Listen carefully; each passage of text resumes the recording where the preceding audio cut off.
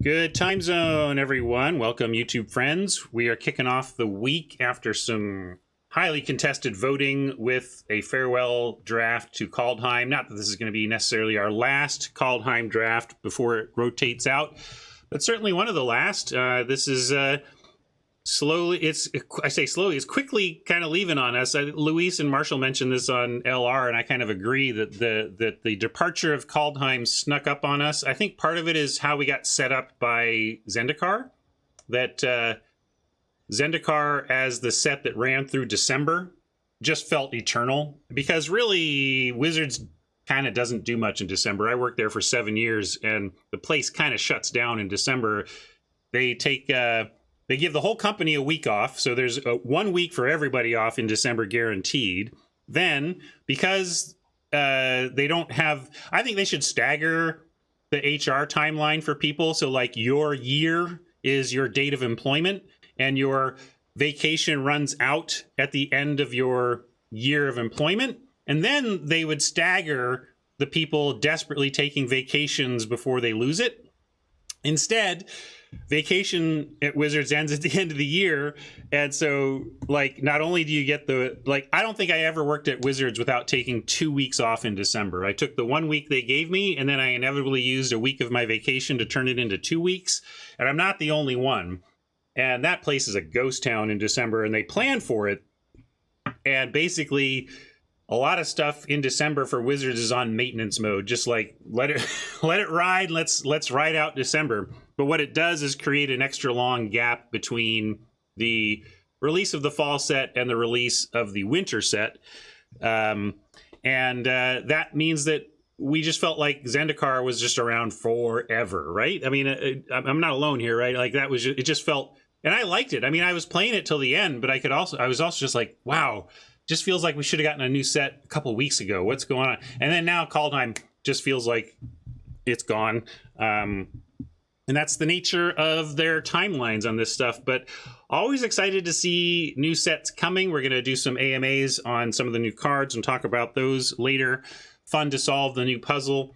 And really this content pipeline is one of Magic's greatest benefits and greatest curses to the digital teams. I've been thinking about that, and I'll speak to it later in an AMA about what I see as the future of Arena. But whenever you start thinking about the future of a digital Magic game, you got to start thinking about how it handles the never-ending flood of content that you're going to have to add on. So we'll get to that later. Right now, we're going to get to some Kaldheim drafting. And before we do, I'm going to thank my sponsor, CardKingdom.com. If you are also excited about Strixhaven, they've got the pre-orders going. It's time to make your claims on your play sets before the market settles and maybe something goes up. Something, if you're worried about price spiking on something that you're sure is the next big thing, well, pre-order your copies now, and you'll get that next big thing 4x'd before the set is even out. And that's got to feel good too, when you know that you've got the cards you need. I have been seeing a ton of bumps in my sales. I have a very small number of cards listed on a site for sale, and I've noticed that sales are picking up just because I think people see the light at the end of the COVID tunnel in the world of Magic, and they are preparing to battle at the local card store, local game store, and I couldn't be more happy about that. That's so great. I'm going to try and get more cards listed soon, because clearly there is the demand is increasing as people are itching to get back to live play, and I don't blame them. I've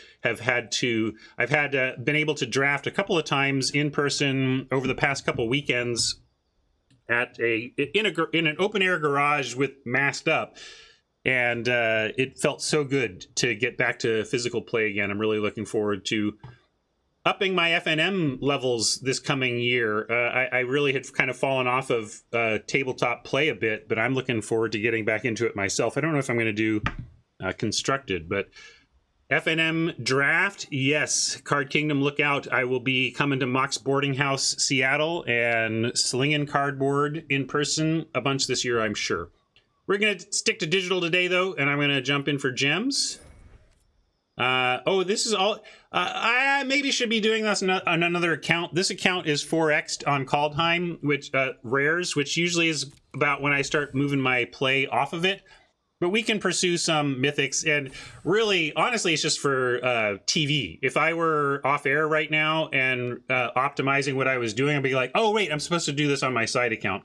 I recommend that because then I get to play standard on my main account and build up gold for no cost while I have fun playing draft on side accounts, and then it increases my gold availability for accruing the next set. Luis and Marshall were talking about how this was the, greatness was never found, right? This is too hard to use, not a good place to start, not doing that rare. So where does that leave us?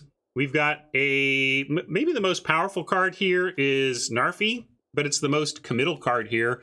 In order to make it useful, you need both 2 colors and a ton of snow. Oh, sorry, usually pretty good about moving my draft scene, but there you go. So we're not taking this rare. We got these, this uncommon leaps out at me. The Arcanist is a less committal place to start. Helm sends us in one direction, and Lindworm another. I've never first picked a Helm, but I'm kind of tempted here. Yeah, Mistwalker, sorry, is another good place that we could start. But, yeah, I'm liking Lindy and Helm because they're cards that are not P-Team. I'm going to be somewhat dramatic here and take the Helm. I'm taking the Helm because there was no other good red there, and it could send a good signal downstream, and starts in aggro, which is where I like to be in best of 1. But Lindy to cut green or Helm to cut red were both where I was at. And we can take Liberator here. This was an interesting discussion point in, was LR discussing this, or were they discussing it elsewhere? Anyway, that this underperforms by 17 lands data, something like the 2/2 Lifelinker. And I get it. I think I've been overrating this card a bit. It's good. I was thinking, I acknowledge that I had this a little higher than I should have, because, if you think about it, it's not that much better than Dwarven Reinforcements in terms of how it plays out. I think it's good. I would have called it great, whereas I just think it's good. It's just solid. It's good. It has an upside where if you can put wings on it or something and actually produce multiple tokens, great. But often you spend 5 mana to create 2/1 Berserkers, and really that Foretell sorcery is doing the same thing for 4 mana, right? So until you get the second dwarf out of this, it's not even better than a common that goes pretty late. Yeah, I know we were on time, but I had the card I wanted held. No, we're not taking Plow. Take Shimmerdrift Veil. Just as generically good fixing, but I think Squash here is where we want to be. Raider probably wheels. If Raider doesn't wheel, I'm kind of, there's not much red here, so if someone else is like, oh, it's the only red card, but I'd say if this wheels, that's a great sign for us, but I'm going to take the Squash.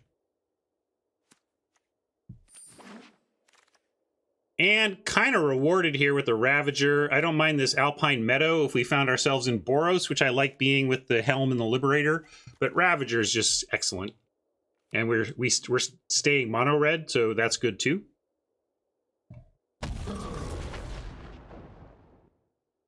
Kraken, not our thing right now.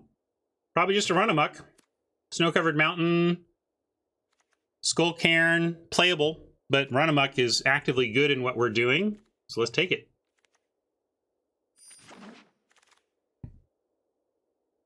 Here's that Raven's Wings, with the Raven Wings that can take the Fearless Liberator and take it from okay to good to great. Like, if you can make this thing fly and start getting the extra dwarves, then it really goes nutso. But I'm on Breakneck or Wings. And I think we would play, if we ended up with 3 of these, we'd probably run all 3. And if we got 3 Raven Wings, I don't think we'd run all 3. So I'm going to take Berserker over Run Amok or Raven Wings, knowing that the fundamental creature count matters for this type of deck.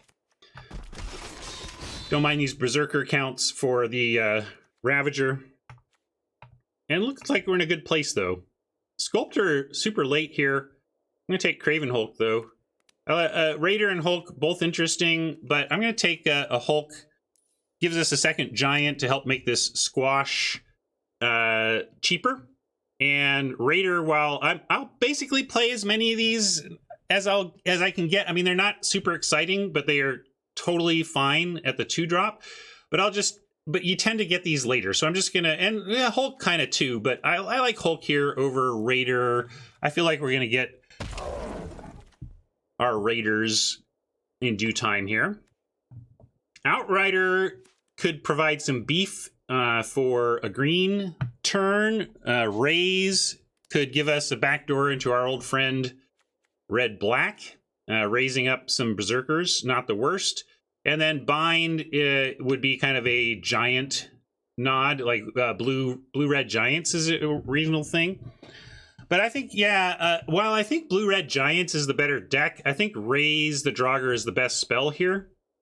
So I'm going to take Raise, but not marry the black here. It's just trying to see what's open. And then we see, like, okay. Okay, doc. If we're getting a Mistwalker, which we were legit considering as pack one, pick one, we're going to take it now. Arcadus is interesting, too, if we can get some double spells, but Mistwalker is the more generically solid. Mike says spec on Arcanist. I'm on lockdown the Mistwalker, but I hear you. Maybe I'll regret this and wish we had just the Arcanist by the end of things. Could even take a Broken Wings. We are best of one, though. I guess we take a Depart. The signals to play blue are pretty strong. I don't like any of this either. True. In fact, I'll put this Depart in the sideboard. We're hoping not to play it. And then this Raider came around. I was talking about how if this wheeled for us, it would be a great sign. If it was gone, it would just mean, okay, somebody else was in red and said, okay, this is the only red card left in the pack. But seriously, when we pass this, literally the only red card still here, totally playable, good sign for us.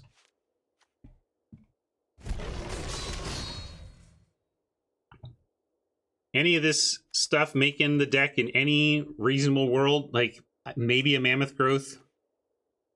You like wing? I guess maybe a Wings. Yeah, I suppose we could end up Boros, and that's be like I'd rather be Boros than Gruul, so we can take that. It's gonna take Vault Progress. I guess I'll take a Mists. There's a world in which we run this because we end up in red blue. Oh yeah, I guess I could have taken Skull Cairn because it could be castable for us. That's completely reasonable. But I feel like I guess I'm enamored with the blue that we saw, and I feel like we're going to be pushed into blue. But we'll see. Yeah, the late gems, something else. That was cool. Well, we got a black rare, but it's not a good one.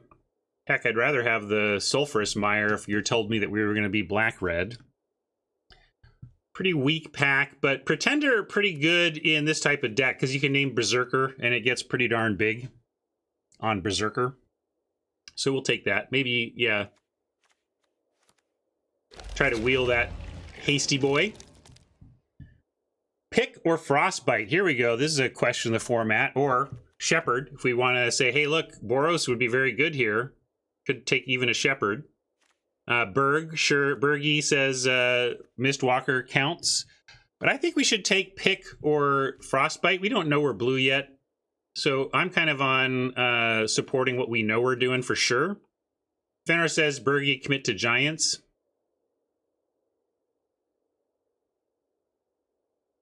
Looks like chat is kind of split between Bergie and Pick. I'm going to go with my gut, which was to take something in the that keeps us mono.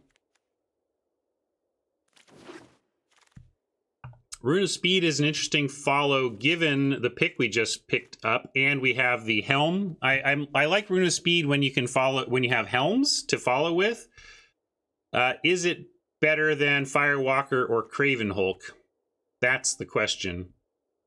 Maybe not better than second Hulk, given the squashes. But, yeah, we do have Pick and Helm, making the rune worthwhile. I'm going to take the rune. I like haste on these two equips especially. And I bet we wheel, like, we might even wheel the Hulk. And if we wheel the Firewalker, that's a good second choice anyway. Another interesting spot here with another shot at a Frostbite, but another Tormentor's Helm. And getting reliable on the helms with the Rune of Speed is nice. I like Frostbite more than my chat, I think. But I also think 17 Lands has borne out my love of this card. So anybody who wants to tell me that Frostbite stinks needs to go look at the 17 Lands data. But it also, 17 Lands data is tricky, because it could be that the reason that Frostbite has a higher rating there is because the people who are successful with it are doing it with snow, right? So I'm going to take Helm, but I do love, I still appreciate a Frostbite in this type of deck, even without the 3 damage. And here we can grab a Snow Mountain if we thought that was going to matter for us. If we do end up backdoor into Burgies, we need the Snow Mountains, but I don't know we're going to be that yet, so I'm just going to take the Cav, I think. Cav making Hulks hasty is nice.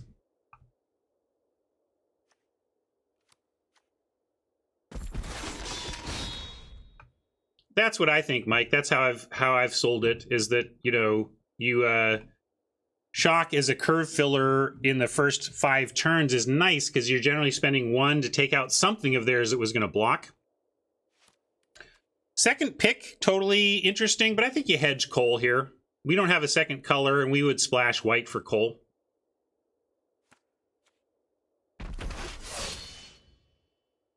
Here's another Hulk that we can grab. Armory, but we'll take Hulk. Don't know if we're white yet.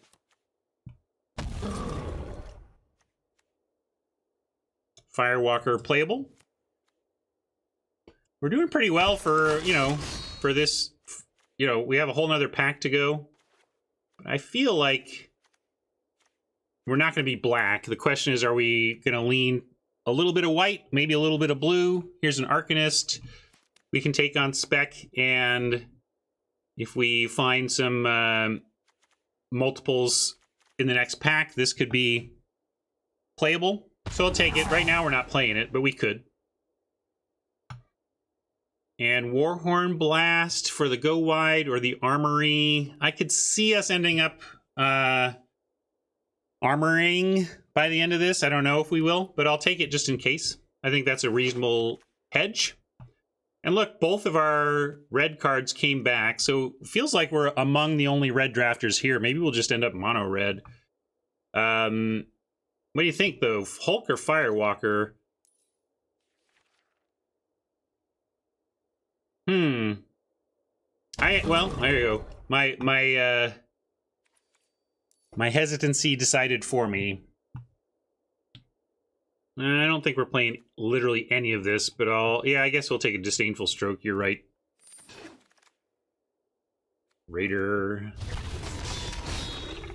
Yeah, we have 2 Hulks, but we might run 3. I don't mind the density of Giants, especially if we get more opportunities at Squash.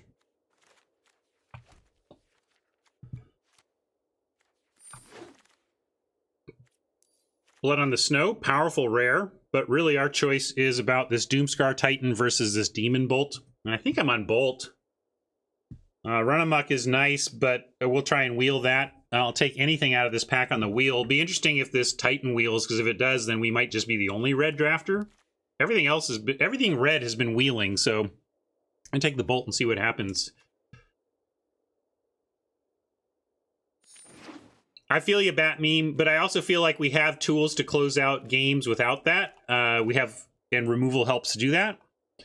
Here we can grab a Pupster over Packmate to dip into green. Yeah, we're just going to stick on the plan here. Pup is fine. 2 Helms. Pup likes 2 Helms. Second Liberator, first Raider, Dwarven Reinforcements. Oh, there was a Dwarven Reinforcements that didn't wheel, so there's that.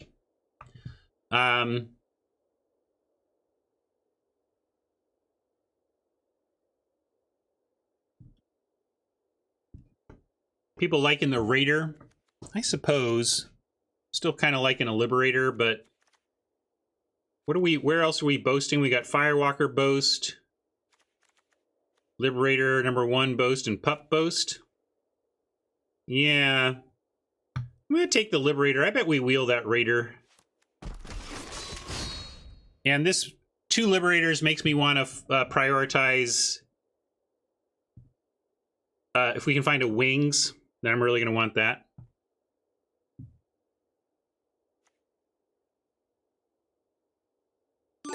Take Squash here, though.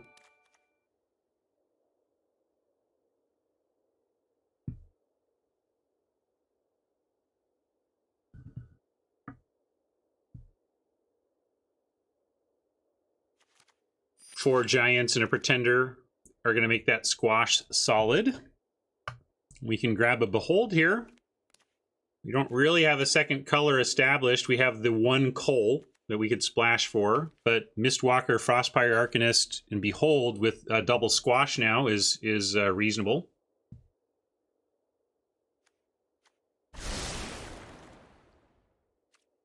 And then we get a land to help with that. I think we're pretty aggro, but if we want to be red with a touch of blue, I think I like the Fjord over the Raven, and Seize and Smash don't really matter here.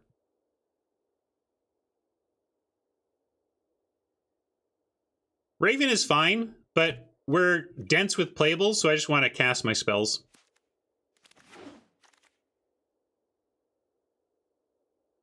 So, Bind. Giant's Amulet seems like it could be a pick, but it is effectively a double blue spell. Fenrir says rewarded, but are we? I don't know if we play this if we want to be heavy red. I think I take it over the Bind, but let's see. I'm not as excited about this as you are because of the double blue involved. It's fine, but it's not ideal. Like, I was really hoping to be heavy red and just a little touch of blue. But now we get Invasion, which we could take a Run Amok even and get a second thing for the Arcanist. Probably more important than Invasion of the Giants, although, yeah, Run Ashore is reasonable as well. Let's take a Muck #2. And Raider or Run Amok #3, or even like a Saw It Coming to protect where a Run Ashore is called for. I don't think I want Run Ashore in this deck, though. I think we want, yeah, Run Amok #3 is fine. It's what we're really doing. Creature count is at 15, so we got a lot of creatures too, and it really helps the Frostpire Arcanist do something for us for sure. And Inga, maybe. I don't think anything else here we're interested in, but I don't think so. I don't think Inga either. Reinforcements, though. This is an... Inga is fine. I don't know. Again, I think, Fenrir, you just see us as more blue than I do. I am looking to be barely blue. And if you're excited about a hill giant that scries and then has a really tough to pull off thing, like, I don't know. I just don't see why we... I'm not excited about the idea of messing up our consistency for a chance at, you know, at pulling this off. I just don't see it.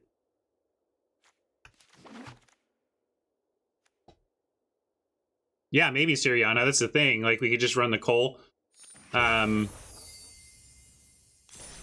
me take a note of that at least. Try to keep up on my record keeping. It was pretty poor last week.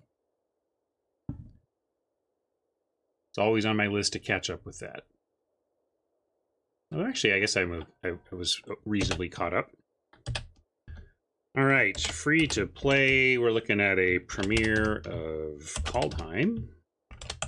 And we are, I'm going to say red-blue for now. Maybe that changes.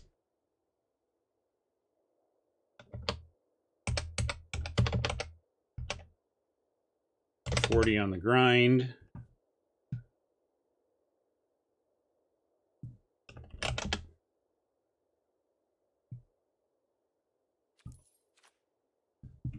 So for starters, let me just cut the blue, all of it.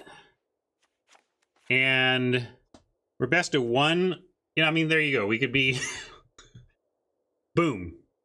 Deck is done, question mark, right?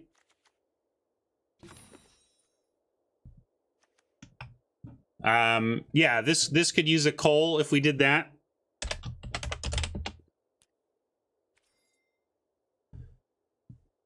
Reinforcements is effectively a 14th creature. We are showing 13, but this makes effectively 14.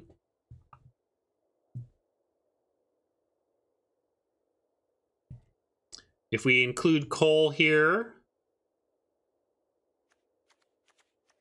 do we include the armory? I don't think we do have one aura in the rune, but I don't think it's worth an armory.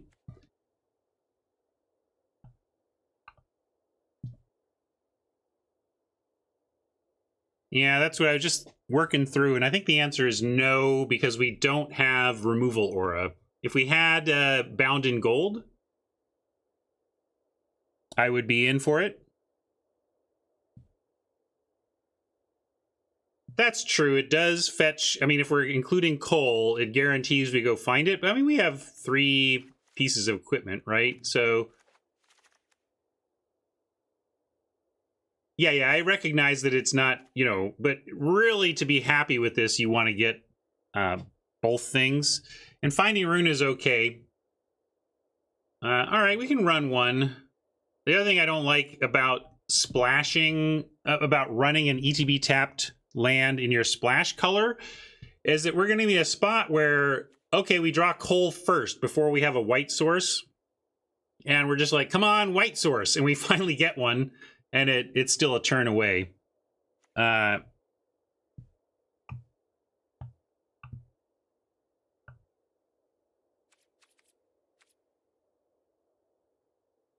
Firewalker, only way to draw more cards? Well, yeah, that can be a drawback of red decks, but it kind of always has been. And the card advantage of an aggressive red deck is the 6 cards your opponent dies with. +6 on card advantage.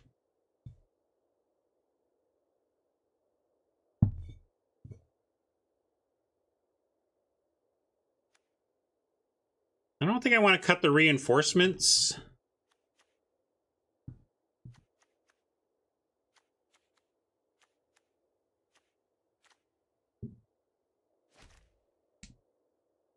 Yeah, Raiders provide a little effective card draw.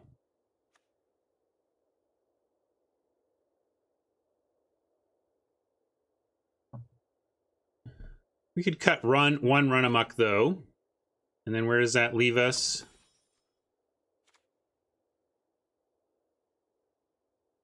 With Dwarven reinforcements, effectively 15 creatures and 10 non. So let's look at the top. Do this again. Oh. Sequencing, Ryan, sequencing. Hard to let any of this go, huh?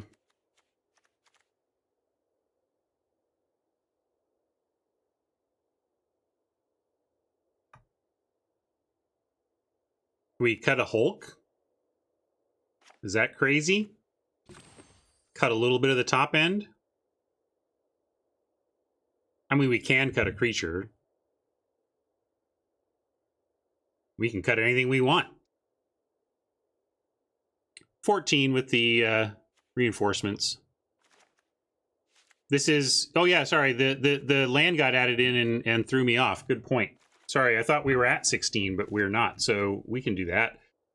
We're gonna go, we want like 4 sources of white, including the armory, so 12 mountains, add 3 plains. 15 lands is doable, as we have learned, but I think I just put Hulk back in and add the plains, and I'm pretty happy with this.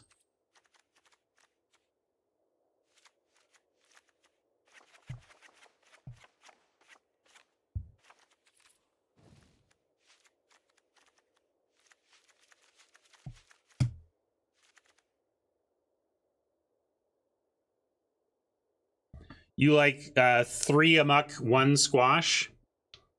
with 5 giants, I kind of like the double squash. No, it does require a double white. That's a good point. You need the armory itself and the other planes. So effectively, armory is being splashed on 3 planes. But the only cost, Gidanmore, is that ETB tap land. I think I'm going to run it for science, but let's keep an eye on that for sure, okay? Keep an eye. Yeah, we do have a pick for extra white as well, but let's keep an eye on whether we just wish this was a plains. And I do like this whole package up here. 5 giants and 2 squashes I'm going to keep, and we're going to go with the 2 run-amucks.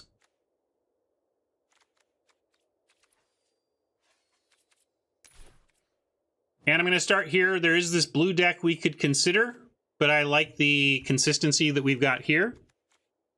Yeah, what do we call for Pretender? Let's figure that out. We've got Berserker at 7, so there you go. Pretty clean. Berserker over Dwarf.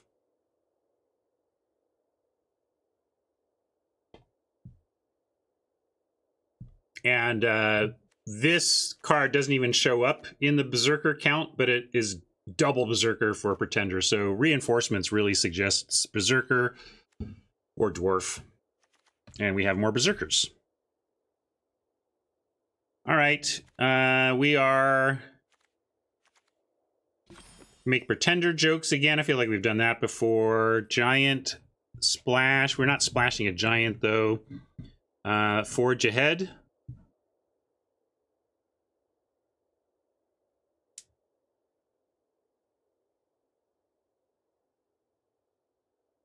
Yes, we will look out for density of giants in hand as...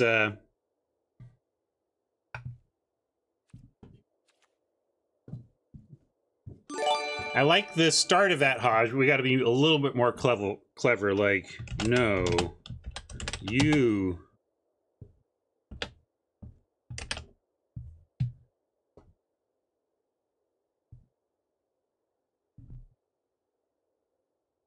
There are no non-Berserker dwarfs. I think you're correct on that.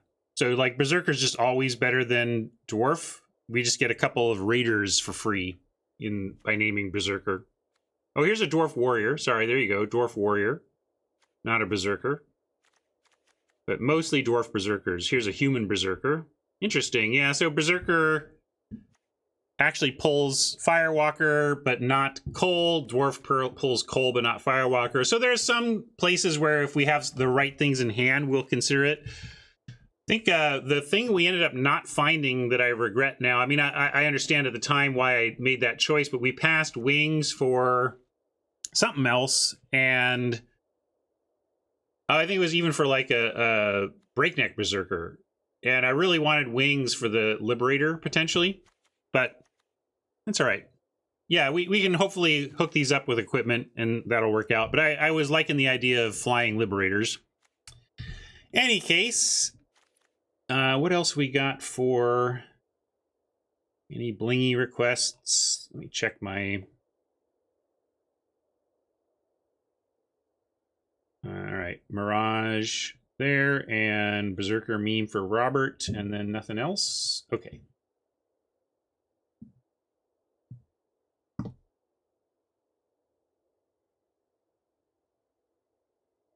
Come on, Berserker, girls think sexy. My love for you is like a truck berserker.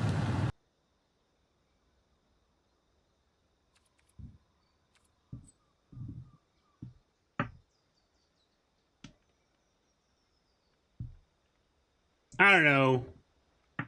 3 mana for a 2/1 and no cards is something that I'm generally going to do unless I'm so far behind that doesn't seem like it can get there. But we are missing some go wide support. You know, no Warhorn Blast and that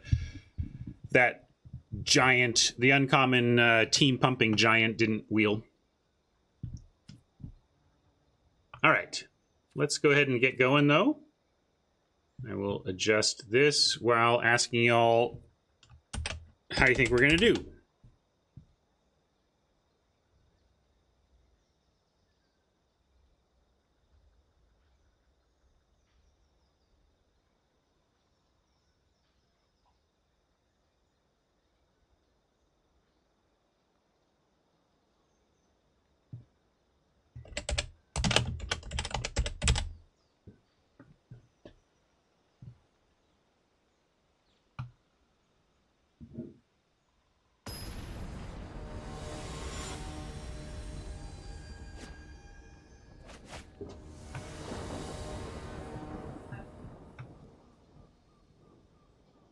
Huh, interesting votes. I got 6 votes for 5 and 5 votes for 2. Pretty disparate.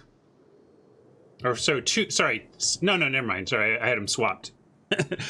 There are 5 votes for 6 and 2 votes for 5. So people generally like the deck. Cool. Can we keep this? This is keepable. We got Helm into Foretell reinforcements at least. A lot of Berserkers to set up the Ravager.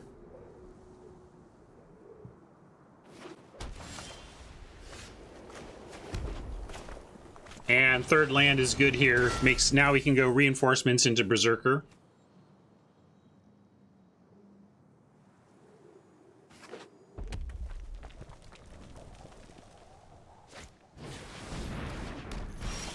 No, we're the Coal deck here. Well, hopefully we can pick that off with a Basalt Ravager coming up.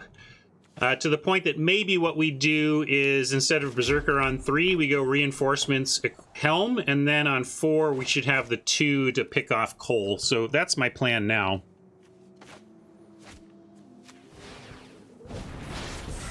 I was going to go Berserker until Oppo played something that I really want to pick off with the Ravager if possible.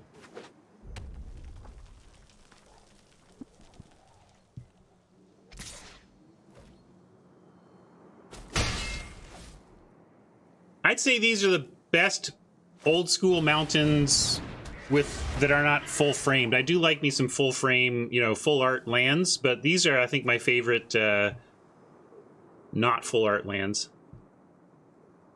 You'd stay on the aggro plan? Well, isn't that though? I feel like Berserker and Reinforcements are both kind of on the aggro plan. So I'm gonna do my aggro plan.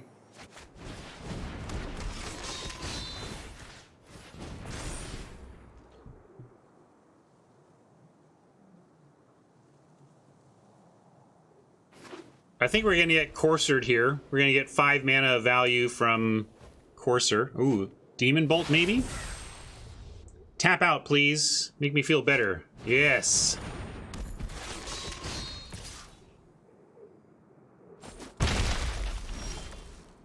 Yeah, I like my line. I'm very happy to get Cole off board here. Yeah, Siriana, but with equipment, Cole can take over a game. Thrilled to get rid of Cole here.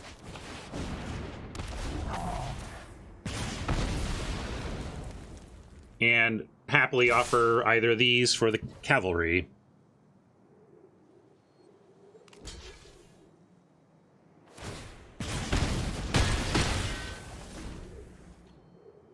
Next turn we have Breakneck with Run Amok and Squash up.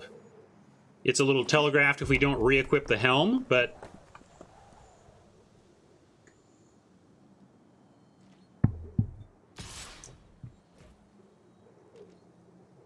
my default assumption when I see a Foretold card in a deck like this is that it's Demon Bolt. That's another reason to kind of not equip, to not give him a free shot. Like, if we equip Ravager, they probably just bolt it. I'm going to go with Berserker, attack all, and if they try to pick off the Ravager, we'll squash the Courser.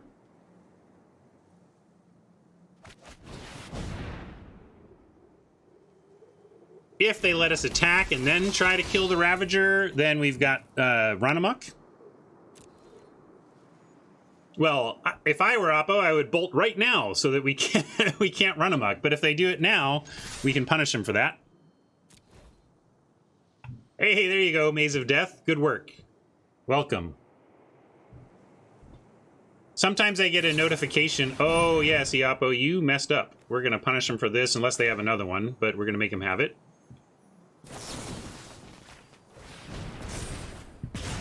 Don't wait on the Demon Bolts, folks. Yep, I've made that mistake too, True. That's no shame for Oppo. We've all been there, I think. It's just something you have to learn about these sets when you get these attacker-only pumps.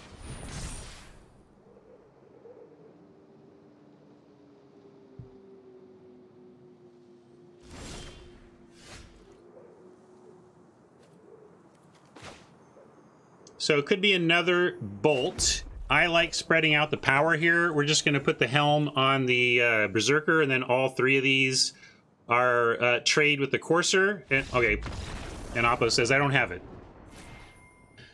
Yeah, I was getting there. Helm on the token, squash, go was the plan, but Oppo didn't let me execute for giving it up. They saw it. They saw the writing on the wall. I was trying to describe the writing. I was trying to read the writing on the wall out loud, and then they scooped on me.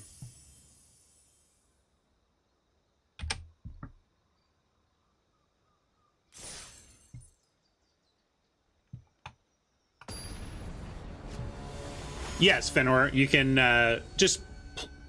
If you have a Demon Bolt, ask yourself what happens if they have a +3/+3. All right, this looks nice. We get to go pup into Liberator, into Helm, equip, attack, play Armory, something like that. Or maybe Raider, we'll see. Anyway, we obviously got pup on one. Maybe you go pup, Helm, equip, we'll see.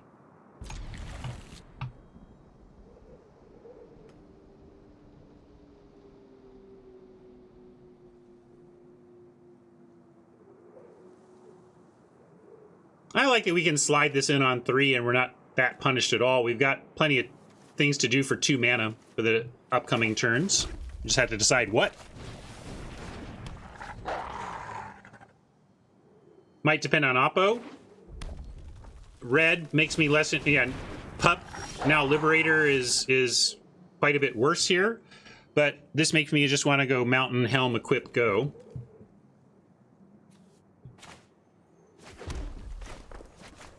Yeah, good question. I don't think we ended up with any rares in the deck, did we?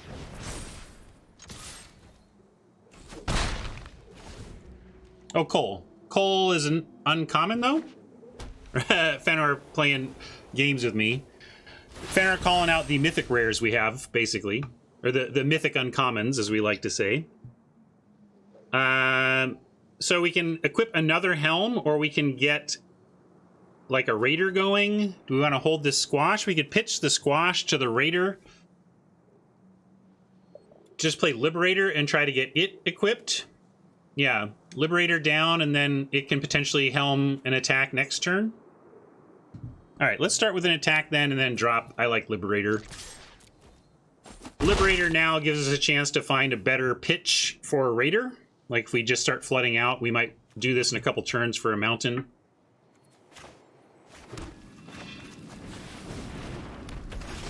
Well, if this had been a Plains, what would we have done this turn? We would have gone, like, we'd play the Helm. We could have played the Helm and the Liberator. Yeah, slight downside so far, but if we find another Plains and get some action, it could immediately become upside again. I still want to run out Mountains. I don't want to pitch them, although it's close. But with this turn, we can go Mountain, Helm, equip, and then even Raider, and decide if we want to pitch the squash. Again, probably not. I think we're... it's another Cole deck. Funny. Everybody's got Cole.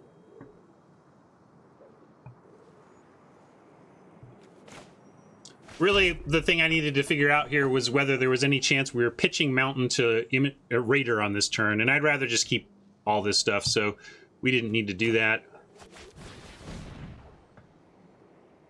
And I'll keep up white as a better threat.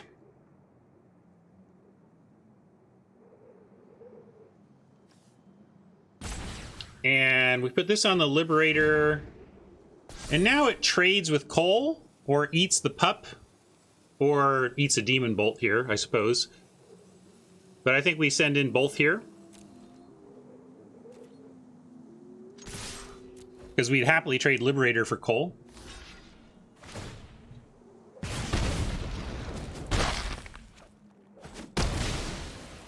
CBL probably not on. I restarted over the weekend here. Thanks for the reminder. Let's get that going. So, Raider. Pitch or not to pitch squash? I'm going to say no. We're one land away from getting removal in hand. Let's keep it.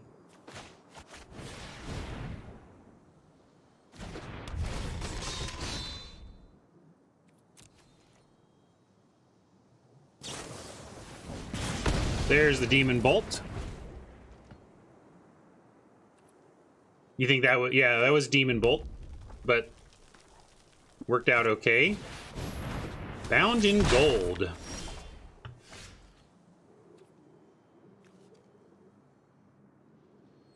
Huh.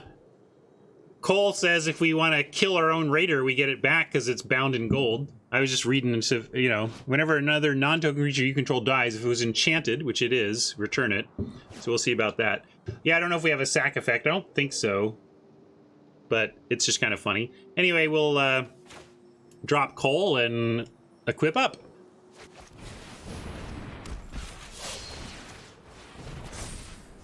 Ah! Sorry, it moved. I was looking away and it swapped the creature's places on me, and I just executed the same maneuver. Look!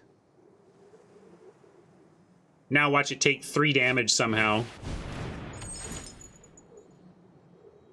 Really annoying, because if we draw a land, I was wanting to have squash available, not move my stupid helm. And yeah, I can't move the helm. Bummer. I mean, I can, but like it totally costs me. It's really annoying, but I think we should send in and foretell. So I'm going to sadly move the helm. Boo earns. UI nastiness.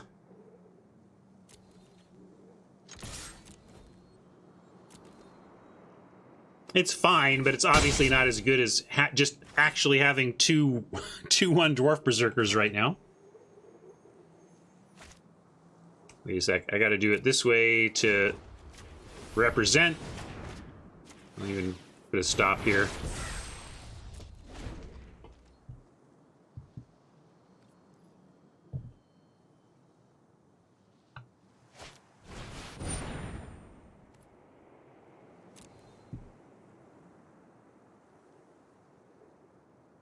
Have that one.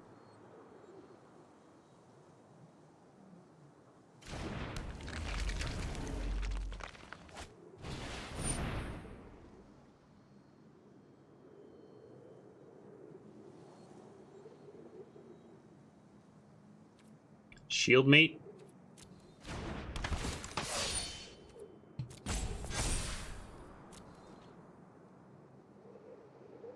A land would give us a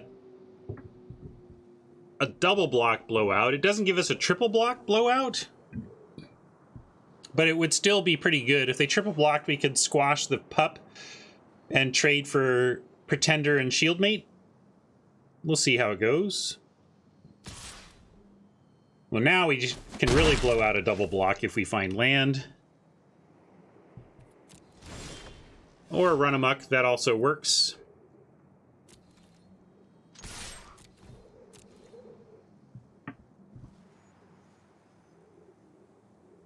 I mean, if they take this, I think I just run amok anyway for damage and then reinforcements. We'll see. All right, they're going for it. Awesome.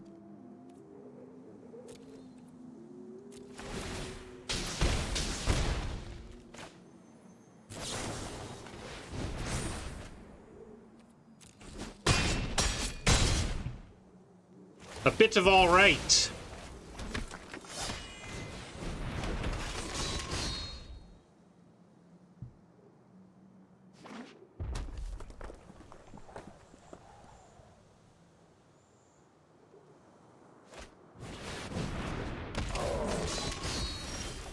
Titan. Well, we get 1, 2, 3 Berserkers and 1, 2, 3 dwarfs. So dwarf and berserker are the same. So we just take out yeah, we can just go face and then get around. That's a good call. Face is good.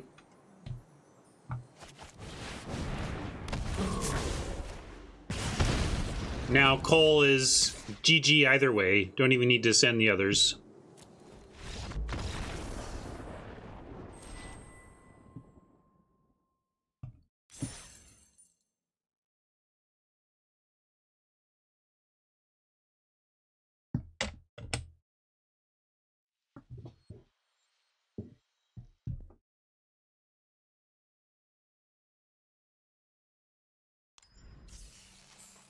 Run amok when your opponent is tapped out sure feels great.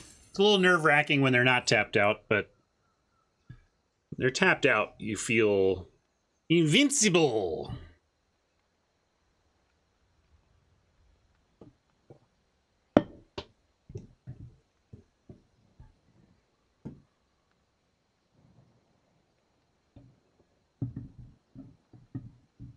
I couldn't even remember the reference. I'm like, what movie is that from? Then Tron Tron gave me my own reference. Thank you.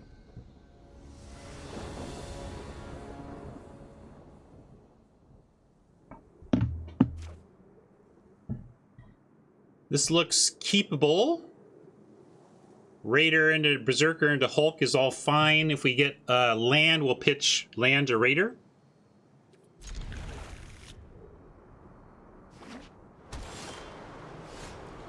Just an organic Yurgachefe from the Ethiopian. It's an Ethiopian region. It's my favorite coffee sub-region in the world. I roast almost exclusively Ethiopian beans, and Yurgachefe Ethiopian beans are extra plus. All right, I am willing to Raider away a land here. It could put us off of the Hulk if we just don't find any more lands from here, but when I have 4, I'm willing to pitch one, assuming we're probably going to draw some more down the road.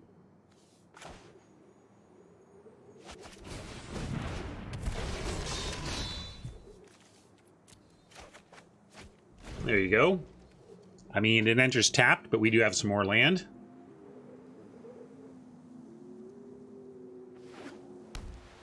If we don't find another, we still have 2 3s, so we can go 3 on 3, and then 3 on 4 plus the land.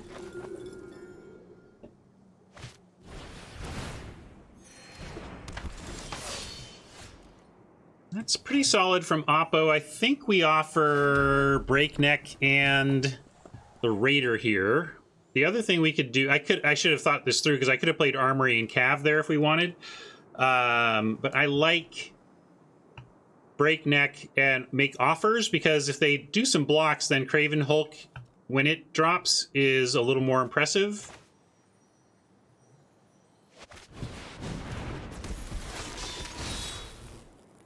They get to trade Raider for Shieldmate and get the 1/1 out of it, but I like that they took these blocks. We can try and keep the board light and hopefully power through the other stuff in our hand. Yeah, clear the way for Firewalker too if we don't get the Hulk going. Then again, we might face a Chariot and lose. That happens. Tough card to beat here. We'll see, but not loving our chances on seeing that. We can go Plains. Let's see, what do we want to do here? You go Armory, Firewalker, and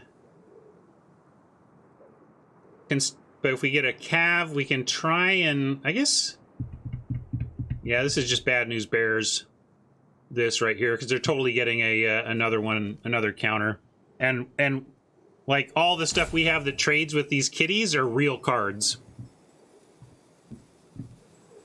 Yeah, that's what I mean, Gideonmore. That's why I don't like our chances. There's nothing we can do to even threaten this Chariot other than, like, leaving up mana, that we pretend is a Demon Bolt that we didn't foretell. Let's go. Yeah, tap land Firewalkers. I agree. Tuesday. That's what we'll do. But we've effectively lost this game. We just don't have the tools to beat Chariot.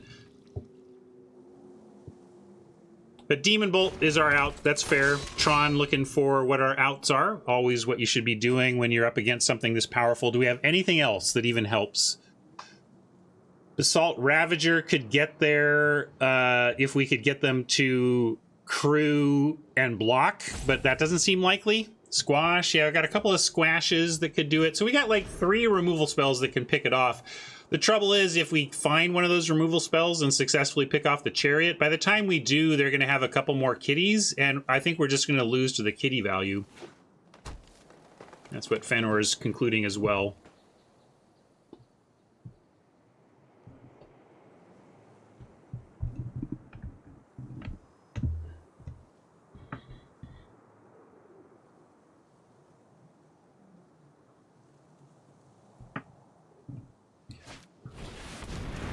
Well, if we cycled Rune to look for Demon Bolt, we couldn't cast it that turn anyway, and if we want to cycle Rune to look for Demon Bolt next turn, we can still do it and cast it.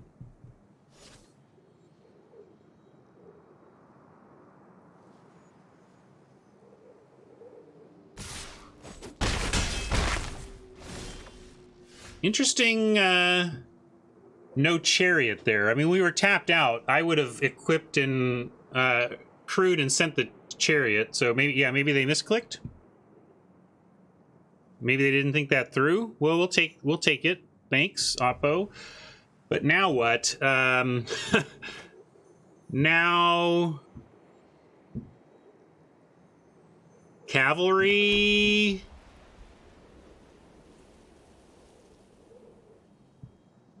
How much to do this? I mean, we could do this. We just don't. If we had like a bound in gold, we could do this and bind this. Well, if we find Squash, yeah, I guess Hulk maxes the mana, so that's what we'll do.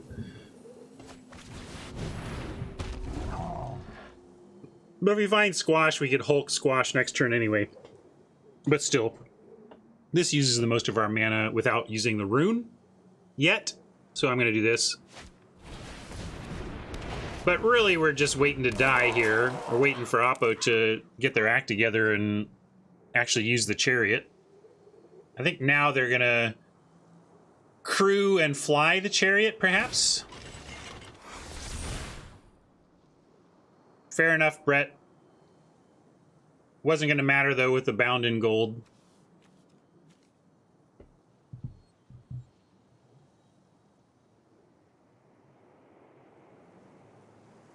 Yeah, you never know, though.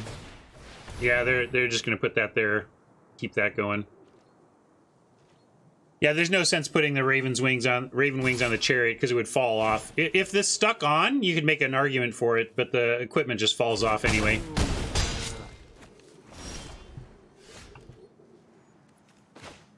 And so now we've got double Hulk.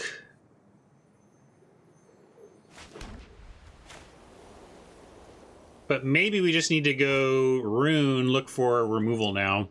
I think we got to rune it up and... I guess in that case...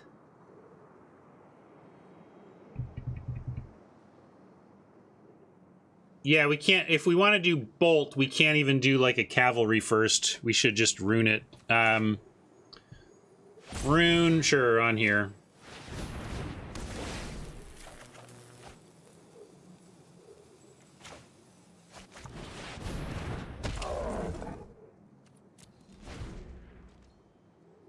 Cat car, too good for us here, I believe. They have the win if they see it, but Oppo has made enough mistakes that I'm going to make them see it.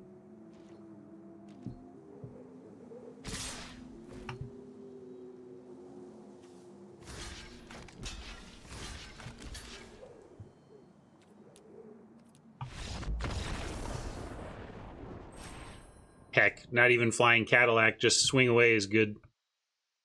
Made him do it, though. No shame losing to the cat car.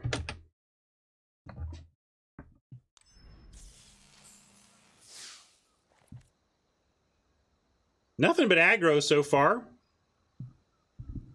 The book is out on Best of One Kaldheim, I guess.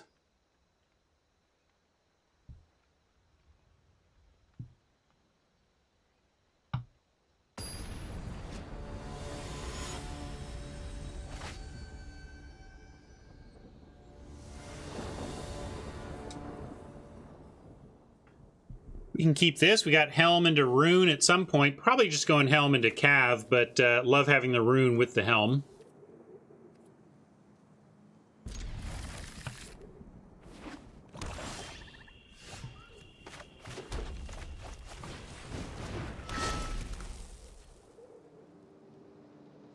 I bet in Cube you can make some really interesting token copies, too. I've only ever made kitties with my Cadillacs. I don't know if anybody else has had the fun of finding something else that can be made with it. One snow so far. Maybe the Cav survives. Maybe not, though. If we want to, we could foretell the reinforcements and then have Cav plus Helm on 3 to make the Cav a 3/3 and potentially survive Priest. But at the same time, maybe we don't care if we trade Priest for Cav, and that's a pretty reasonable trade, all things considered. So I think I'm just going to run out the Cav. If they drop a snow and trade for it, we're all right with that.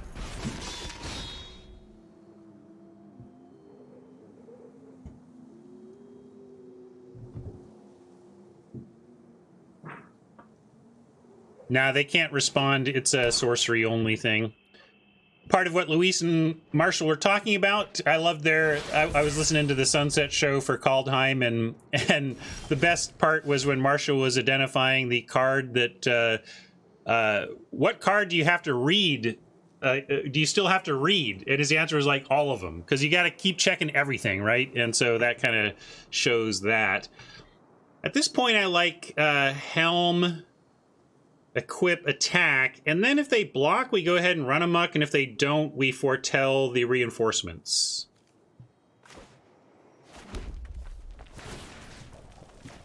You like equip? Oh, equip had rune does it as well. That's fair. They can't really block there. I forget sometimes that rune of speed increases power, which is one of the reasons it's reasonably playable. Then we don't have to use a run amok, and they're 2 snow off of being able to interact with it. Yeah, I like the ruining up the helm. That's good. And we get the land draw too. Hope we can look for a land draw.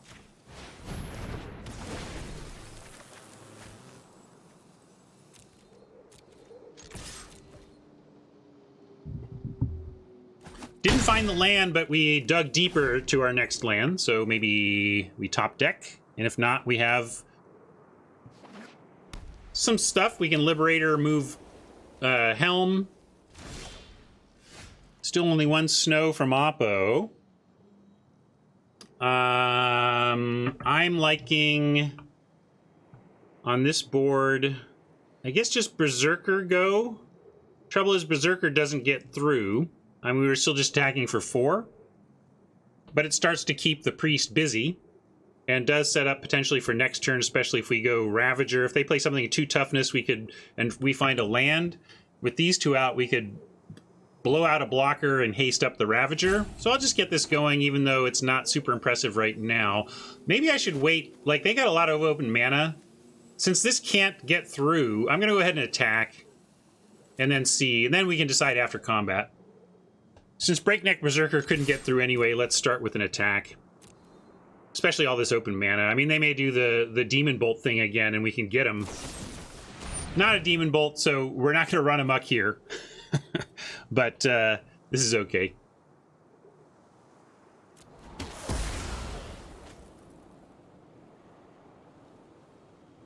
My issue with foretelling is that we leave a mana unspent. I'm trying to spend all my mana. That was my thought. Maybe you don't think the mana spend is worth it.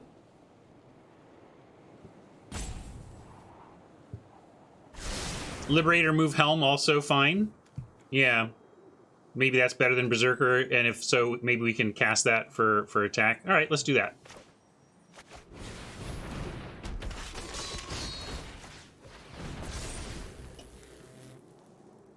Liberator, no snow, so Priest can't take out the Liberator. Bergie, though, says, sit down, buddy. All right, everyone, chill.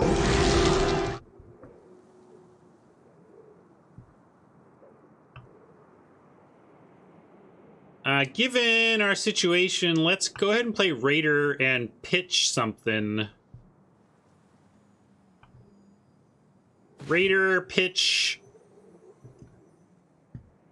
Berserker? Yeah, Berserker does start to be able to attack. I mean, we can cast it, but I guess I like everything else here better. Double Run Amok, Ravager. So yeah, it's really the only choice. And I'm going to do it. Looking for another land so we can foretell the reinforcements. No luck on that front. We can move the Helm. But that sets up Liberator to die. So Are we okay with that? I don't see why we move the helm, Mike. It doesn't provide that much better defense. Oh, that's true, but it doesn't really. I mean, it's just a 3-1, a 3-2. How do we attack as 4-2? Oh, sorry, you're right. My bad. I forgot the rune of speed. Too late.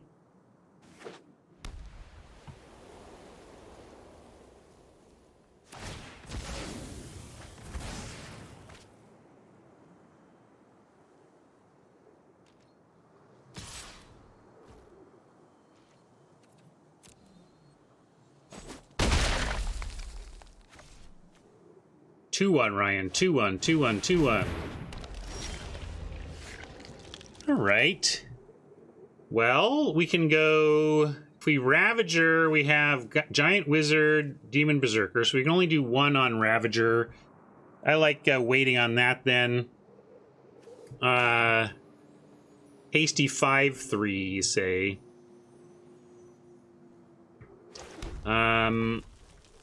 That's going to be good enough. Yeah, that gets through the Kinseekers, which is the main thing. Sure. True wants to equip this and do Firewalker after. That's interesting, but this does more damage, right? Let's do that.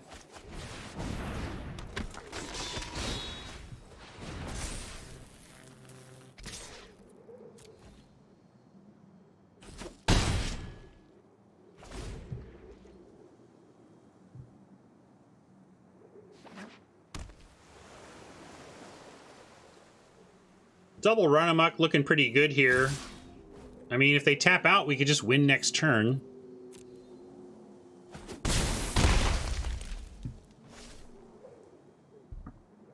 I mean, obviously, depending on how they tap out. They tap out for blood in the snow. Maybe we're not quite as good as we thought. I don't like risking it for the Biscuit here, given tools in hand. Let's just send in, see what they've got. Maybe the double run amok comes and saves.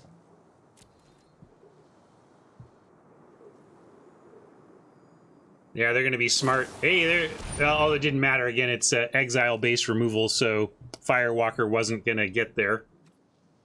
Anyway. But it does make me like where we're at. We still can send in the Raider for a couple. You like Bolt the Burgie? I like Bolt the Burgie kind of next turn. I was thinking about reinforcements for double go wide and for Ravager on 3 for next turn. So that's my plan. If we find a land, we can go Ravager, equip, go. Yeah, or double run amok. A lot of tools next turn. Are we dead if we just take this? What are they representing in Esper? I mean, I'm going to say no blocks. I'm not sure what they're up to. We could double block like Burgie, but yeah, Onslaught. Could it be Onslaught? Are we just dead to Onslaught then? Kind of feels like that's what they're doing. Maybe we just chump one. Because we also have 1, 2, 3, 4, 5, 6, 7, 8, 9, 10.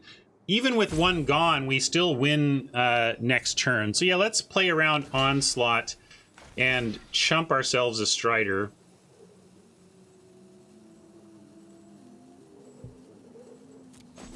Oh wow, there was no pause there, really. But I think it was correct to not randomly die to Onslaught. But it didn't look like that's what it was. Oh ho! All right, can we just win? If we get if we get 8 points of trample on 1, 3 get through no matter what, then 4, 5, that's not lethal.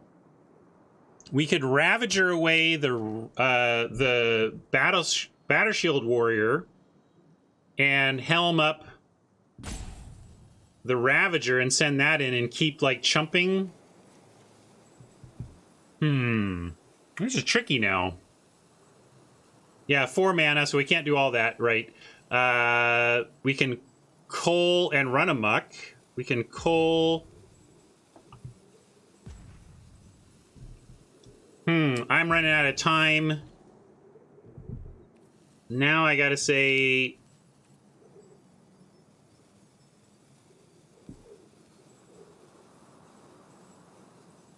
Yeah, do we swing 1? If we swing 1 and they block, we get to run amok and take out 1. And then we can Ravager away. Well, I'm gonna do this. Now I've committed to this. I wish I had more time. I don't feel like I'm doing this right, but I am on literal 0 hourglasses, so not playing optimally here, I'm sure. Okay, so they're taking this. So then let's drop Ravager and take out Batter Shield, and then we should have blocks to survive.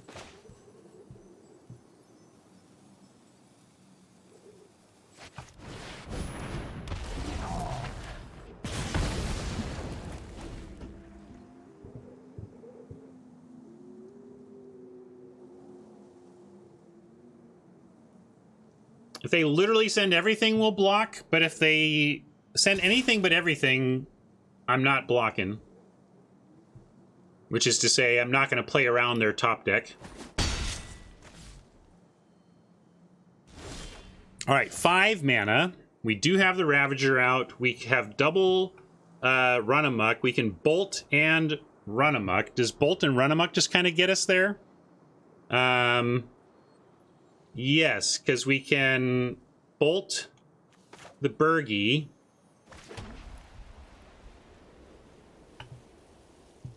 Coal Equip Ravager, what does that do for us? Coal Equip Ravager still gives us Run Amok, that's fair.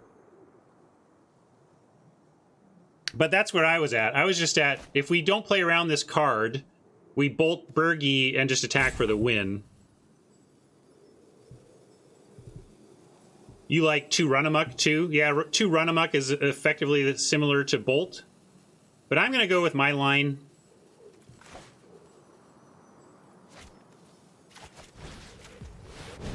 This should be a win.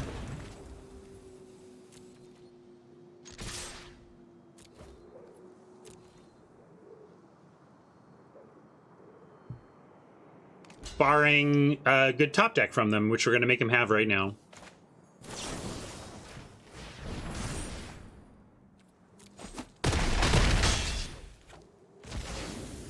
All right. Maybe that wasn't the highest % chance, but given my 0 hourglasses, I'm just fine. I'm happy that I found a line to win, because that could have gone poorly with the lack of time to think.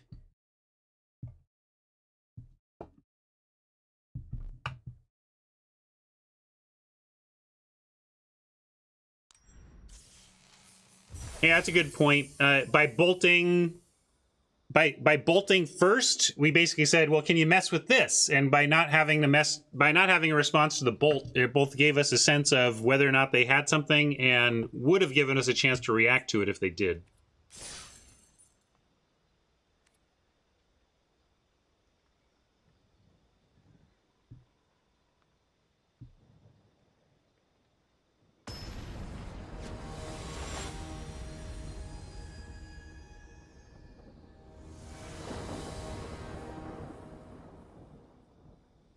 Looks good again. That helm.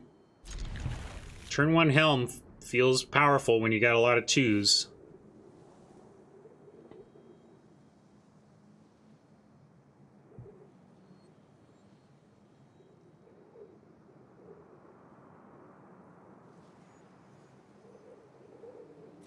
Remember short sword? Short sword plus if you block, we ping you. Now, Short Sword hasn't been any kind of all-star in most of the formats it's appeared in. It's just that Helm is really well positioned for the red decks in this format. Probably play Short Sword if we had one and didn't have Helm. But Helm is just plus.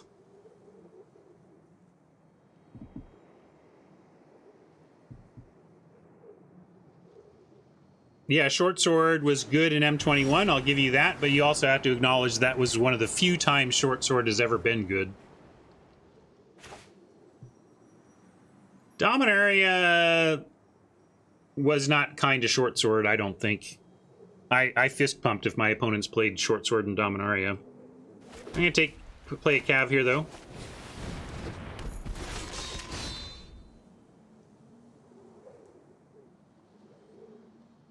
Oppo playing a Dimir tap land to start suggests slow snow. Let's see if we can beat some slow snow, or whatever this ends up being, I suppose.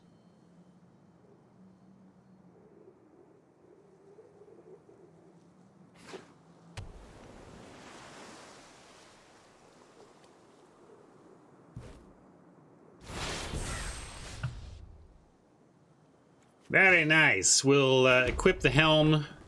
Foretell something. Let's foretell reinforcements, I think. It doesn't really matter. I guess like if Oppo plays nothing, we'll want to have foretold reinforcements because it gives us something to do that doesn't require them to have built a board presence. So, and we can fire this off without foretelling if we need to. So let's do this one. Oops.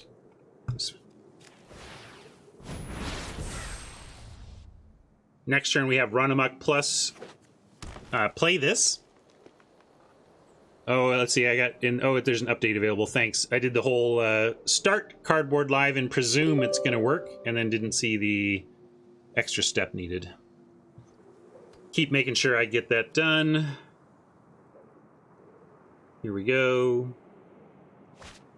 Ascendant Spirit, Raven. Well, we got the Run Amok that we are going to put them to the test with now. Just gonna send it right in. See what they want to do.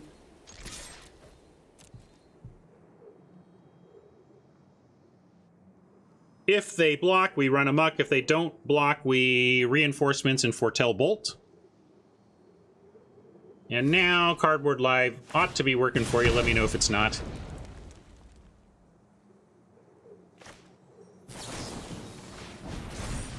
So good.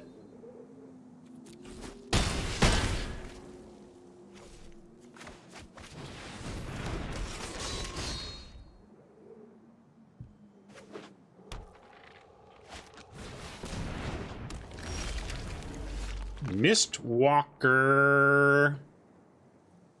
Kind of want to raider away a mountain, but then we don't have a guaranteed Demon Bolt. I think we just bolt the walker and send in here, and then we just can play the raider for no pitch value.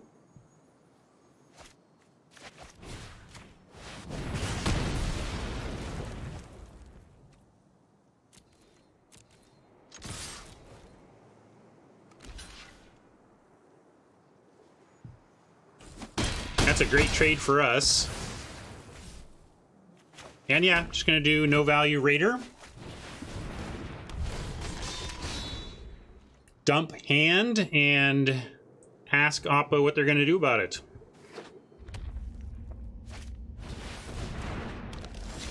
Kinseekers was not bad until we top decked a squash to LOL.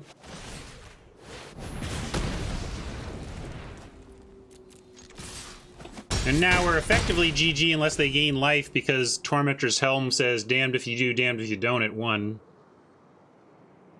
Lucky rip for sure, though. We had some work to do before that. Doomscar gets him out of it, yep.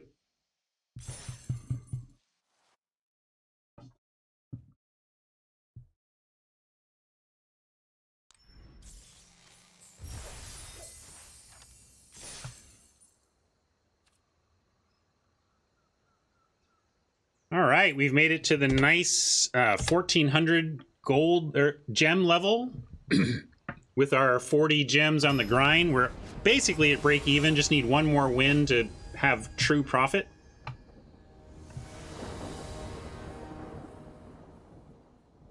And we got a Gold Vein pick and Aruna Speed for it. Could use a little bit more land, and we'll play Raider on 2, pitching something like maybe Squash if we don't find the land we want. If we find land, maybe we don't pitch anything and we just hook up the pick on the raider and go. But land is the only thing we're looking for. I suppose we could go Gold Vein pick, Rune of Speed on pick, but it's a weird way to start. It's not very aggressive. It leads to aggression, but not initially very aggressive. Let's see what Oppo does, too.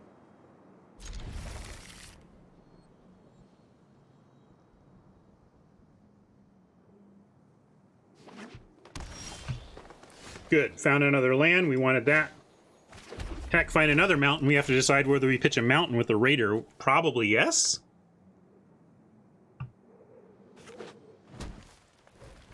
Or a plains. We'd pitch a plains. All right, so no card to pitch at this point. I don't... Maybe we pitch the squash. Are you pitching any of these? We got to drop the raider. I just don't know if we're pitching anything.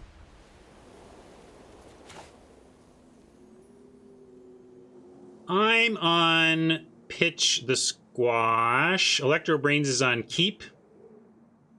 I just don't... We don't have a fourth land yet, and I guess Ravager makes it cheaper, though, and we get pick to help us find it. Very narrow choice here. Very narrow, but chat seems to really want to hold the hand, so I'll decline. I think you could make a case for getting rid of something big, trying to find a guaranteed fourth land.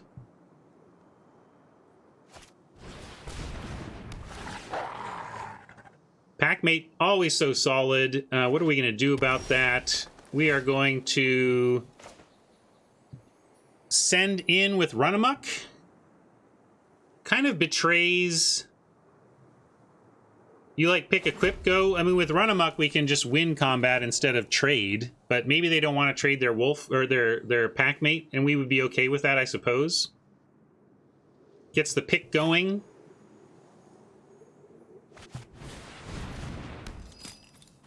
Let's ask them. What do you want to do? They probably block. I would throw Packmate in front of this. You don't want to let the decks get that treasure.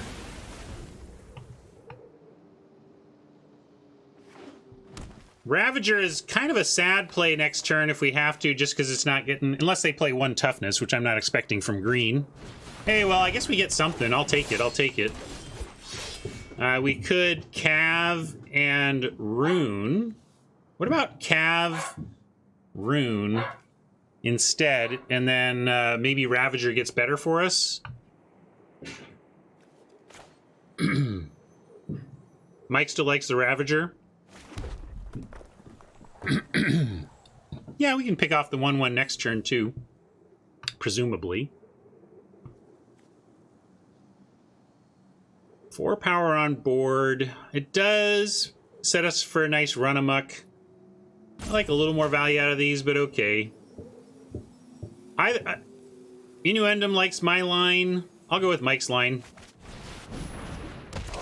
But yeah, that's a good reason why we get squash at 2 mana by playing the Ravager next turn. We can end up with something like pick, squash, go.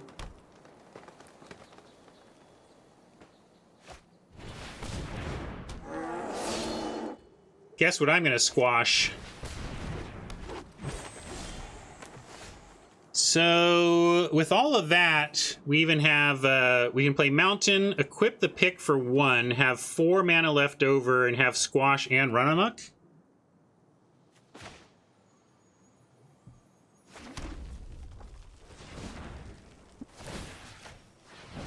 And if we attack here, they're going to try and chump with the Mentor, I would think. Do we want to do a Run Amok in that case? I mean, they don't need a triple block. They're just going to put Mentor on Ravager. And then are we okay with the turn being Run Amok plus Squash? I would say yeah. So let's do it.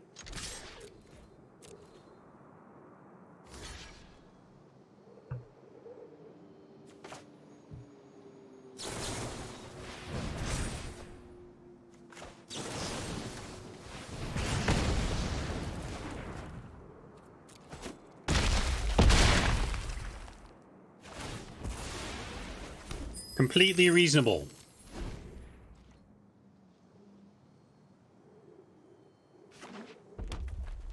They found their red. Let's see if that leads to a dead Ravager. Lindy. Lindy, no joke, but we do have Rune of Speed on the Gold Vein pick to both draw a card, and because I read cards sometimes, we get to at least threaten a trade with Lindy.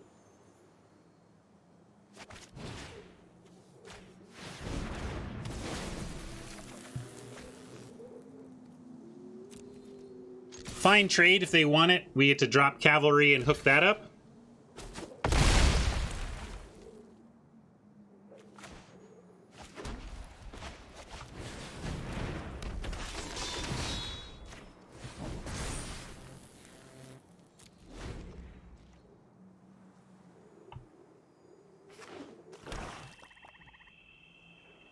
Yeah, we're going to hold this mountain for sure. We're kind of done on land needs.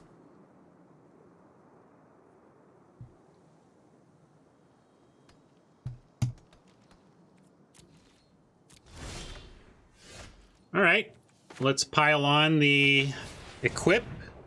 Pauses from Oppo could be explained by the sculptor. I believe there's a pause for the sculptor when you put stuff on the stack, but maybe it's something in hand.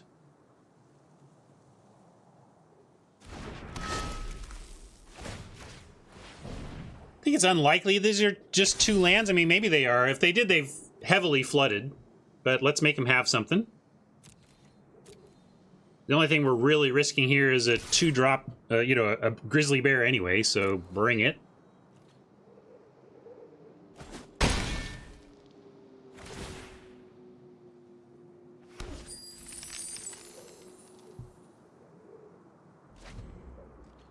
Yeah, I could be missing double red, double black. Although double black sculptor is there. Double red they have now. Let's see. Blood on the Snow? Feels like rush into Blood on the Snow and they get a something back.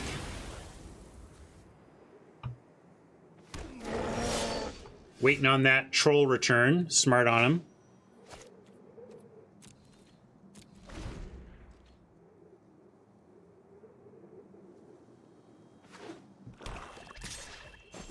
Come on, deck. I think we already deserve this. Oh, here comes the flood.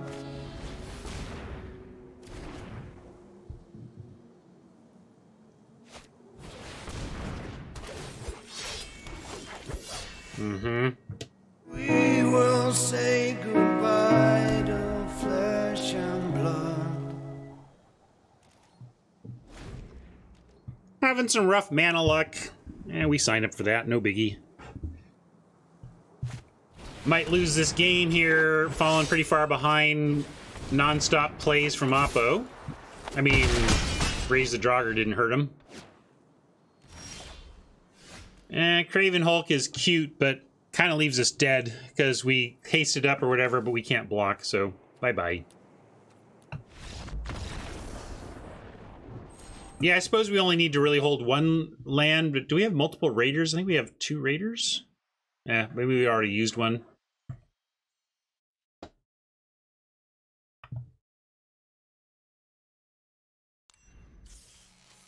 All right, well, we are at our loss limit. Let's see if we can push this couple wins higher. No more fouls to give, though.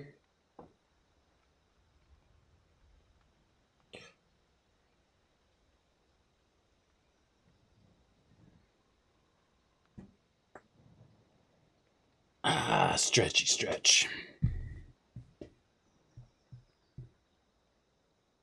Anybody know if there's like updated CDC guidance on whether or not, like, let's say one person is not vaccinated, but the other person is vaccinated. Now, I know previously, like historically, it's been for safety. We've said, no, you still can't hang out with that person. But now I've seen articles saying that studies are showing that there is no carrying or transmitting of COVID by fully vaccinated people. So, but I have not seen that translated into new CDC guidance. So I'm trying to just, now that the CDC is not under the influence of a malicious president, I'm interested in what they have to say on this topic.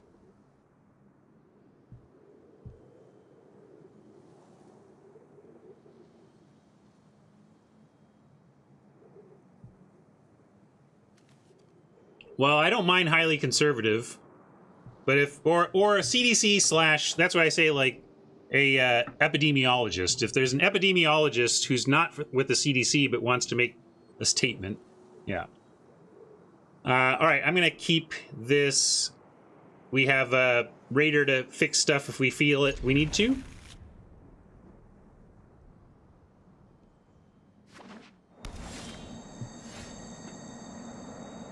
Okay, cool, oil can. That's. I feel like those guidelines should have been imminent, given the news that vaccinated don't spread. But we'll. Yeah. Well, I'm not going to be playing around. Vaccination didn't work very much. Just, I mean, I gotta believe in that. So. Okay, this is interesting. Now we have Raider, and do we pitch? Could also just reinforce, and then we helps us decide with Raider later. Maybe that's the correct play here. We can go reinforce, foretell, Firewalker into Raider reinforcements or Hulk, depending on how things play out. I think this gives us more options down the road.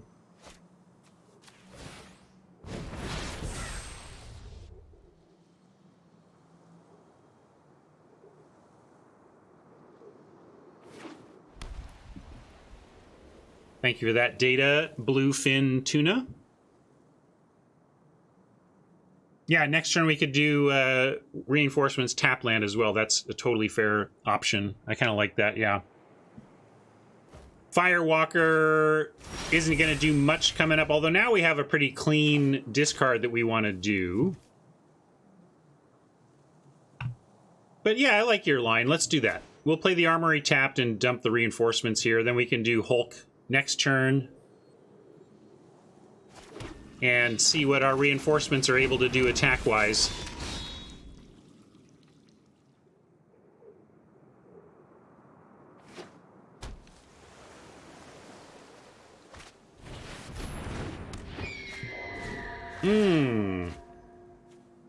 Effigy is nice. It stonewalls our berserkers.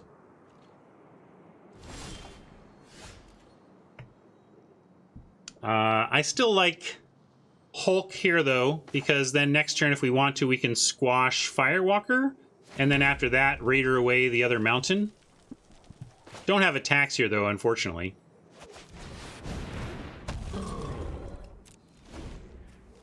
At least they don't have a giant out yet. Eventually, they're going to flash back this glimpse, and that's going to stink. Could be Bergie right here, in fact.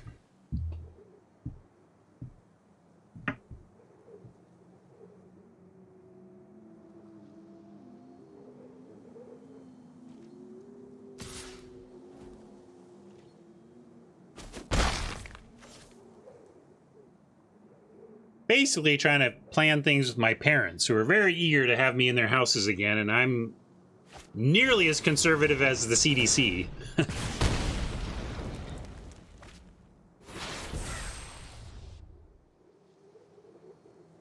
Alright, our Hulk is down, but we still get the squash discount, so we can still go Firewalker squash, and I'm gonna do that. They've got some open mana, but let's start with the squash and see if it gets rid of this effigy. We can get rid of the Watcher, but we need to clear the ground to get through.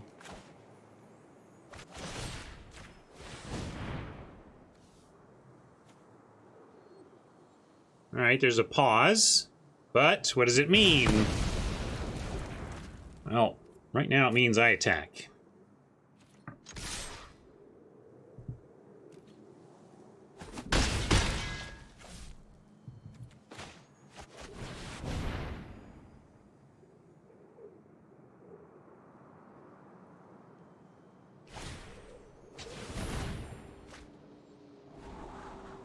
Behold! Behold! Whoa!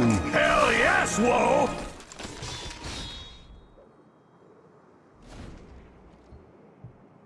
Do we think our blue should be looked at again? Is anybody out there thinking we should have been red-blue and we should look at that build? I mean, there's some decent blue cards in our pile. The Behold reminded me that we have one of those. We're just not running it.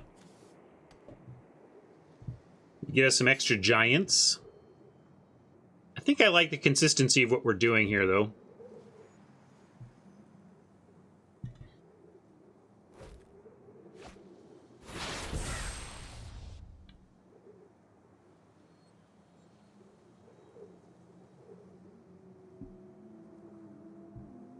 Magic Brett with the strong yes. You're like strong yes you want blue, or strong yes you like what we're doing here. I'm not sure what you're guessing. Ooh, nice Demon Bolt.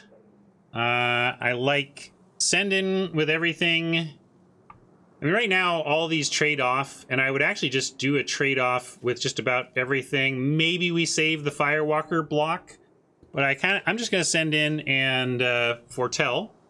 Not foretell, boast the Firewalker and see.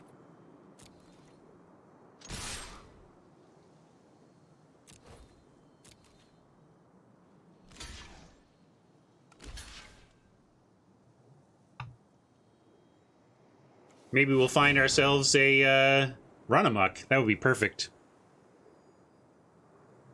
Oh, that's fair. I guess I could have Immerstrun looking for a run amok too. You got a good point, but that does leave us bolt. So this leaves us bolt.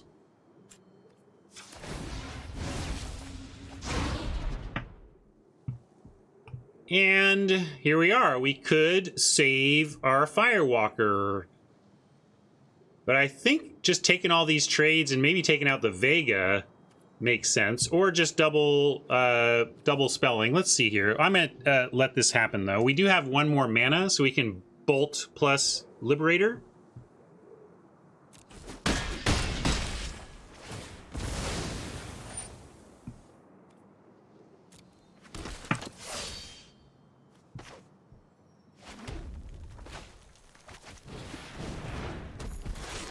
Let's do that, and then we have Raider Pitch Mountain next turn.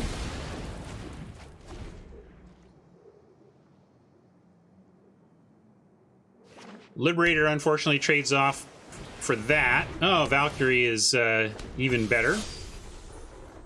Trouble! That's trouble. 5-6. We still have Raider Hulk if we pitch the mountain, so I'm going to start pitching by pitching the mountain.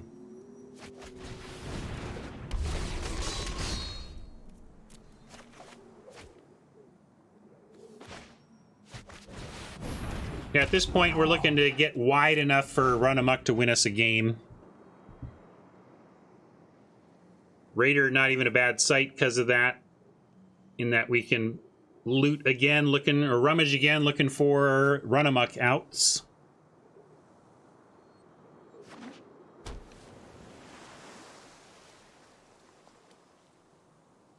Angel Warrior has Vigilance, unfortunately.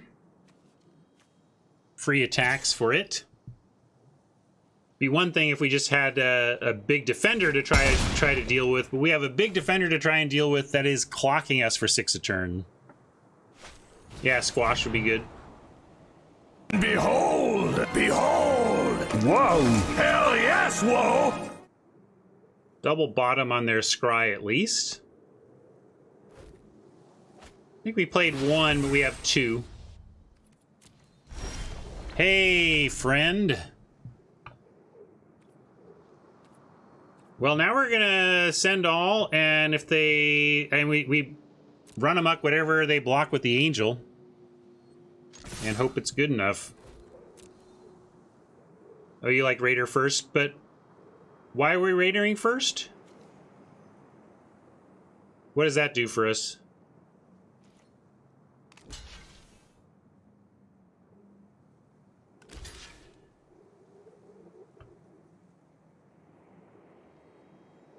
So, 4, 5, 6. We just go for the win. Maybe we need to go for the win here. I'm not thinking it's likely. Yeah. I guess we can boast. So let's do that.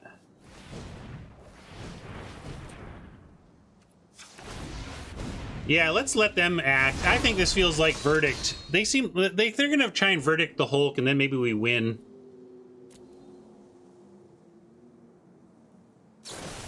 Oh yeah, baby.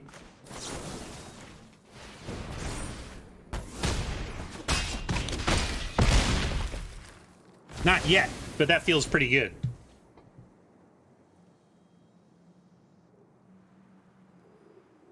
We got a lot of cards, though. Maybe we're not there yet. I feel like we were... I thought I was like, yeah, we just have it. But I was like, we don't quite have it yet. We don't quite have it yet. But that was a good turn for sure.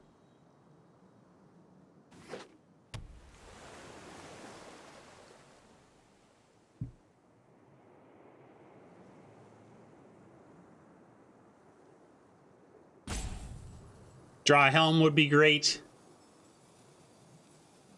They're in the tank a bit. Maybe, oh, Bergie's perfect for them. That's heck of a saver. All right, everyone.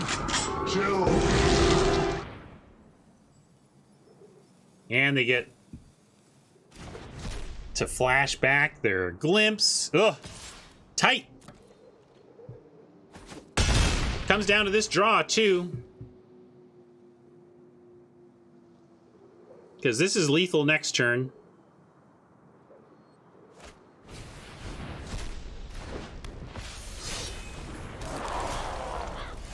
Yeah, so now we gotta pitch Cav looking for some kind of win. Like, they have too much block going on.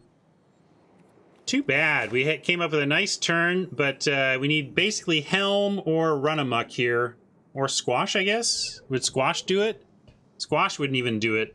We need Helm.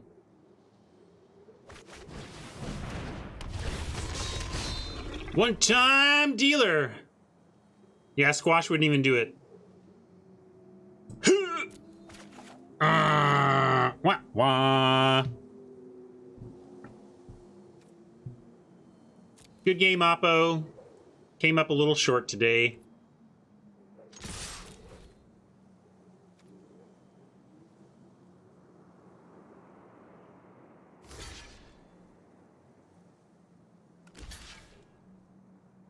Well, they figured out to block. I'm going to give them credit for figuring out to attack. We have to let this one go as an almost profit. Almost profit. Shoot. Really thought I could get to 5 wins. Felt like better than a 4-win deck, really. I mean, didn't have any super powerful bomb rares or anything, but the curve out was real. Just a little short there.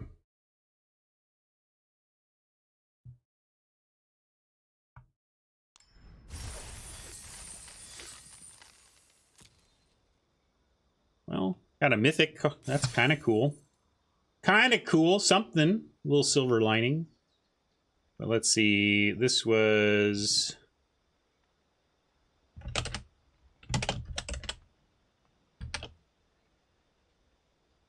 No, you are gem prize. 1,400.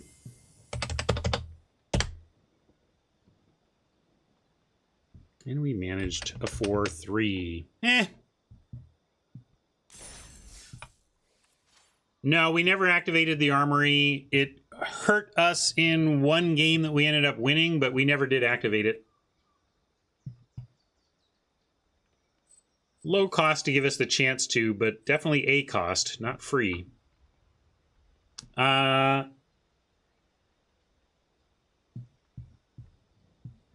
I think I'm going to do a Throne quick draft, maybe on a side account, though, since we have our 4 wins here. Let's do that. And I'll do some soapboxes from the AMAs first.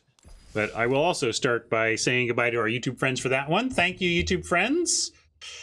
Felt like we really wanted a 5th win there, but look, Ryan wants more wins than he ended up with. Shocker. I just thought the deck was really nice. I liked where it was positioned. Given the lack of rare mythic power, I thought it was a very solid deck. Anyway, thanks for hanging out, YouTube friends. We'll catch you at the next one.